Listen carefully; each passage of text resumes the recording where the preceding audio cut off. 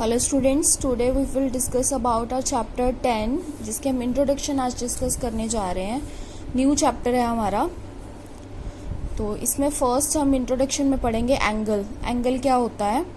N angle is a figure formed by two rays with the common initial point. Angle क्या होता है?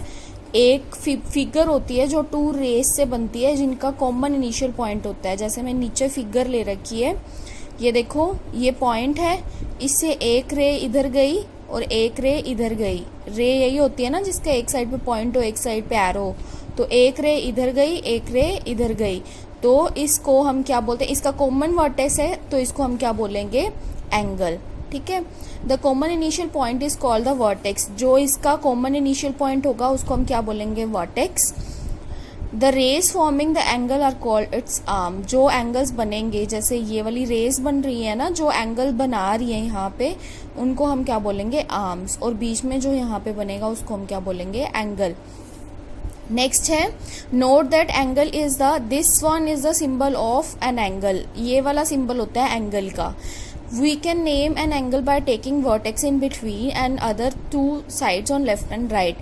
क्या होता है कि हम जो जहाँ पे एंगल बन रहा हो उसको सेंटर में लेना होता है। जैसे O सेंटर में आएगा, बाकी दोनों साइड पे आएंगे A और B। ठीक है। तो यहाँ पे ये मैंने ये वाला जो साइन लगाया है वो किसका साइन है? एंगल का। नेक्स्ट है, also it can be named with one single capital letter. एक सिंगल कैपिटल लेटर से भी इसको डिनोट कर सकते हैं। एंगल ओ से भी इसको डिनोट कर सकते हैं। क्यों? क्योंकि ए यहीं पे बन रहा है एंगल, तो इसको हमने ओ लिखा।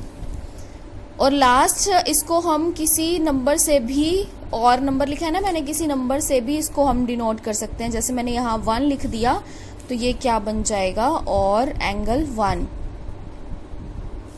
ठीक है। नेक्स्ट टॉपिक है interior and exterior of an angle. तो जैसे interior and exterior of curve किया था, वैसे ये भी, जैसे ये हमारे पास यहाँ पे एक एंगल बना हुआ है, ये ओ, ये पॉइंट ओ है, ये पॉइंट पी है और ये पॉइंट क्यू है। ठीक है। अब उन्होंने बोला इंटीरियर, तो इंटीरियर कौन कौन से हुए? जो आर्म्स के बीच में होंगे, ई, डी और एफ। ठीक है। ये सारे क्या हैं?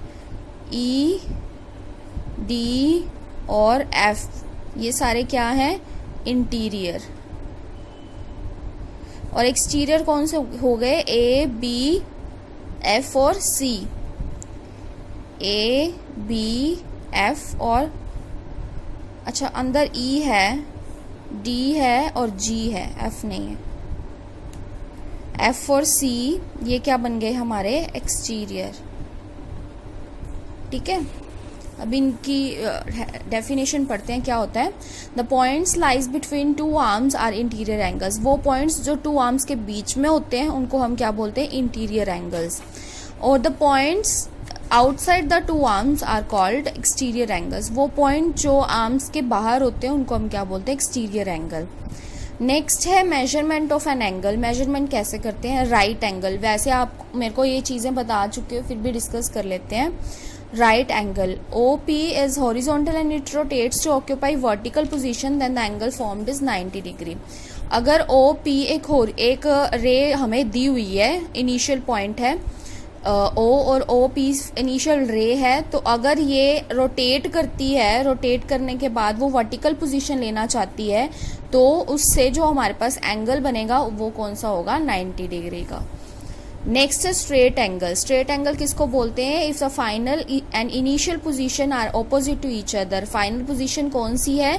OP और OQ, जो लास्ट वाली पोजीशन, फाइनल पोजीशन है, वो दोनों एक दूसरे के अपोजिट हैं, तो वो वाला एंगल क्या बनता है? Straight angle. नेक्स्ट है कंप्लीट एंगल। कंप्लीट एंगल किसको बोलते हैं? इफ रोटेटिंग रे आफ्टर कंप्लीटिंग रेवोल्यूशन। अगर रोटेटिंग रे जो है वो अपना रेवोल्यूशन कंप्लीट कर लेते हैं, मतलब घूम के पूरा कंप्लीट कर लेती है अपने इनिशियल पॉइंट को, इनिशियल पॉइंट्स को कोइंसाइड करती है, मतलब काट देती है, तो उसको हम क्या बोलते हैं? Complete angle. यहाँ पे मैंने फिगर बनाई हुई है, O से स्टार्ट हुआ था, O पे ही खत्म हो गया, तो इस एंगल को हम क्या बोलेंगे? Complete angle.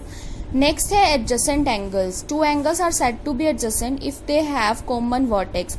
वो दो एंगल एडजेसेंट कहलाते कहलाते हैं, जिनके जो कॉमन वर्टेक्स शेयर करते हैं। ठीक है, जैसे यहाँ पे मैंने एक फिगर बनाई हुई है, देखो ए ओ बी, तो यहाँ पे कॉमन वर्टेक्स कौन सा हुआ, ये वाला एंगल और ये वाला एंगल दो फॉर्म्ड हुए हैं, बी ओ सी बन गया और ये ए ओ सी बन गया।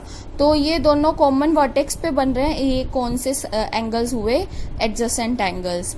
Also sum of two adjacent angles is 180। दो एडजेसेंट एंगल के सम क्या होता है, 180।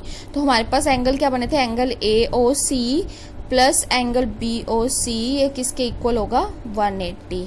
ठीक है, this is also known as linear pair, इसको हम लीनियर पेयर भी बोलते हैं। नेक्स्ट है kinds of angles. First one is acute angle. वो एंगल जिसका मेजर 0 से ज़्यादा होता है और 90 से कम होता है, उसको हम क्या बोलते हैं, एक्यूट एंगल। जैसे यहाँ पे मैंने 60 का एंगल बना के इसकी एग्जांपल ली हुई है। नेक्स्ट है obtuse angle. An angle which is greater than 90 but less than 180। वो एंगल जिसका मेजर 90 से ज़्यादा होता है लेकिन 180 से कम होता है, तो उसको हम क्या